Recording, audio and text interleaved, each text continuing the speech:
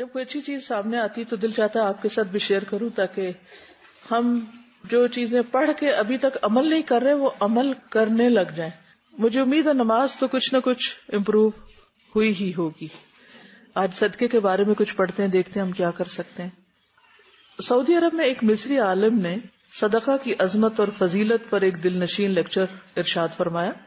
انہوں نے دوران گفتگو احادیث مبارکہ کے حوالے سے ذکر کیا کہ صدقہ بلاؤں، مصیبتوں اور بیماریوں سے نجات پانے کا بہترین آزمودہ نسخہ ہے. مصری عالم کی گفتگو کے دوران ایک مصری آدمی ہی کھڑا ہوا اور اس نے کہا کہ واقعی آپ کی بات مبنی بر حقیقت ہے. میں نے خود تجربہ کیا ہے کہ صدقہ انسان کو مصائب و آلام اور موذی امراض سے بچاؤ کا ذریعہ بن جاتا ہے.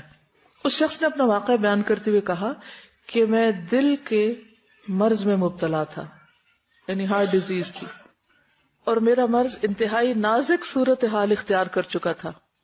مجھے 2 دفعہ ہارٹ اٹیک ہو چکا تھا. مقامی ڈاکٹروں نے میری زندگی اور موت کے درمیان ایک لکیر سے کھینچ دی.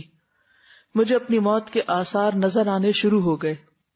میں نے آخری چارے کے طور پر امریکہ کا رخ کیا اور وہاں ماہرین نے امراض دل سے رجوع کیا. ان کے علاج سے مجھے کچھ افاقہ ضرور ہوا، مگر موت کے سائے ختم نہ ہوئے.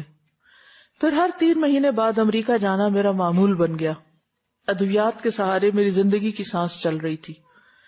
ایک دن ایک عجیب واقعہ رونما ہوا. میں گوشت خریدنے کے لیے قصاب کی دکان پر گیا. وہاں ایک پردہ نشین خاتون کھڑی تھی. قصاب جب گوشت بناتے ہوئے فالتو چربی، چچھڑے وغیرہ نیچے پھینکتا تو اگر اس کے ساتھ معمولی سا گوشت چپکا رہ جاتا تو وہ عورت لپک کر اسے اٹھا کر اپنے بیگ میں ڈال لیتی. میں کافی دیر تک یہ منظر دیکھتا رہا. بالآخر میں نے اس عورت سے پوچھ ہی لیا کہ بہن یہ کیا ماجرا ہے، یعنی تم یہ چن رہی ہو؟ خاتون نے بتانے سے انکار کر دیا. جب میرا اصرار بڑھا تو اس نے چھلکتی آنکھوں سے بتایا کہ میرے گھر میں 7 ماہ سے گوشت نہیں پکا. حالات نے اس موڑ پہ لا کھڑا کیا ہے کہ زندگی کی گاڑی بمشکل حرکت میں ہے. آج میرے چھوٹے چھوٹے بچوں نے ضد کی کہ ہمیں گوشت پکا کر کھلاؤ. میں گوشت خریدنے کی طاقت نہیں رکھتی، اس لیے قصاب کی دکان سے فالتو چربی وغیرہ سے لگے ہوئے گوشت کے ٹکڑے جمع کر رہی ہوں کہ انہی کا شوربہ بنا کر اپنے بچوں کی خواہش پوری کر دوں. اس درد بھری کہانی سن کر میرے رونگٹے کھڑے ہو گئے. میری آنکھوں سے آنسو چھلک پڑے. میں نے قصاب سے کہا، بہن جب چاہے جتنا چاہے گوشت خرید لے، آئندہ اس کی قیمت میں ادا کیا کروں گا. اور خاتون سے کہا کہ ایک بھائی کی طرف سے یہ ہدیہ قبول کیجیے. اس کے بعد میں اپنے گھر آ گیا. میرے دل کو اتنی خوشی، راحت اور مسرت ملی کہ اس کے اثرات میرے چہرے پر بلکہ پورے بدن پر عیاں تھے.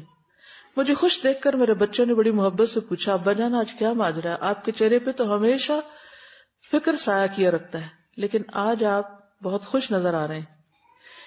مناسب اور مختصر سے الفاظ میں انہیں اپنے ساتھ پیش آنے والے واقعے سے میں نے آگاہ کیا اور اللہ کے حضور سرب سجود ہو گیا کہ اللہ نے مجھے ایک حقیقی خدمت کا موقع دیا.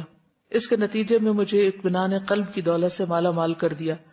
کچھ عرصے بعد میں حسب معمول امریکہ گیا تو میرے معالج میری ٹیسٹ رپورٹس دیکھ کر حیران رہ گئے کہ یہاں مرض دل کے ہاتھوں موت کے منہ تک پہنچنے والا شخص بالکل نارمل ہو چکا تھا، جیسے اسے کبھی یہ مرض ہوا ہی نہیں. انہوں نے مجھے پوچھنا شروع کر دیا کہ تم نے کون سا نسخہ اختیار کیا، کہاں سے علاج کرایا؟ میں نے انہیں بتایا کہ کسی عام ڈاکٹر اور معالج کا نسخہ نہیں، بلکہ رسول اکرم صلی اللہ علیہ وسلم کا بتایا ہوا نسخہ ہے کہ صدقہ بلاؤں کو ٹال دیتا ہے. یہ کہتی ہے کہ ان کی بہن کی کولیگ ہیں، ان کی سسٹر کا یہ واقعہ ہے کہ ان کو ایک ایسی بیماری لاحق ہوئی کہ جس میں ریڈ سیلز نہیں بن رہے تھے. تو ڈاکٹروں نے کہا اس کا کوئی علاج نہیں ہے. تو انہوں نے سوچا کہ مزید علاج کے لیے چوڑیاں وغیرہ بیچی جائیں. تو انہوں نے کہا کہ علاج کی بجائے اگر اس پیسے کو ہم صدقہ کر دیتے ہیں تو الحمدللہ کچھ عرصے کے بعد رپورٹس بہتر آنا شروع ہو گئی. کسی کی ہیلپ کرتے ہیں تو باڈی میں سے ایسے ہارمونز ریلیز ہوتے ہیں جو کہ انسان کو خوشی دیتے ہیں. یہ سائنٹیفکلی پرووڈ ہے. اور جب انسان کے اندر خوشی ہوتی ہے تو وہ چیز اس کے باڈی کے بیلنس کو اور بیماری کو بھگانے میں بہت زیادہ کردار ادا کرتی ہے. اپنے آپ سے پوچھے میں نے کب لاسٹ ٹائم صدقہ کیا ہے. ہم سب اپنا اپنا محاسبہ کریں، کیونکہ یہ ہمارا اور اللہ کا معاملہ ہوتا ہے نا، کسی کو بتا کے تو نہیں کرنا. جی تو میں گاڑی میں بیٹھنے لگی تو ایک دم سے میری بیٹی کہتی ہے ماما وہ دیکھیں بابا جی آ رہے ہیں, مجھے صدقے کے پیسے دیں نا. تو میں نے اسے پیسے دیے اور اسے صدقہ کیا. اور ٹیکسلا کے قریب ایک جگہ آتی ہے جہاں دو پہاڑیاں آپس میں ملتی ہیں نا, مارگلا. تو وہاں پہ ایک ٹرک آ رہا تھا, اس نے مطلب ہماری گاڑی کو اتنا زیادہ وہ کیا کہ مطلب ہمیں یہی تھا کہ اب نہیں ہم بچیں گے. اور 3 دفعہ اس طرح سے ہوا. اور جب میں وہاں پہ درس کے لیے بیٹھی چیئر پہ تو میرے منہ سے لفظ ہی نہیں نکل رہے تھے کہ میں ڈر گئی تھی اندر سے کہ میں نے موت کو اتنے قریب سے دیکھا. اور یہ الحمدللہ میری بیٹی ابھی 3 سال کی ہے تو اس کو میں نے عادت ڈالی تھی.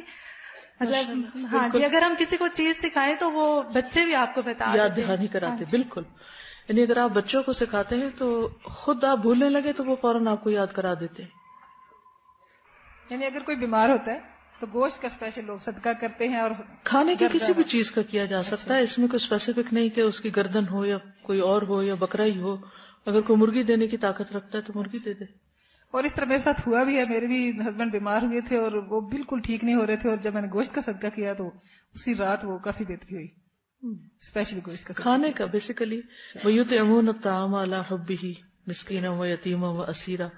تو کھانا کھلانا جو ہے وہ جنت میں لے جانے والے کاموں میں سے, تو کھانے کا صدقہ واقعی بہت فائدہ مند ہے. اور پھر لوگ جو کہتے ہیں کہ باہر پھینک دیتے ہیں کہ چڑیاں یہ غلط ہے. انسان زیادہ مستحق ہے کھانے کے. پرندے تو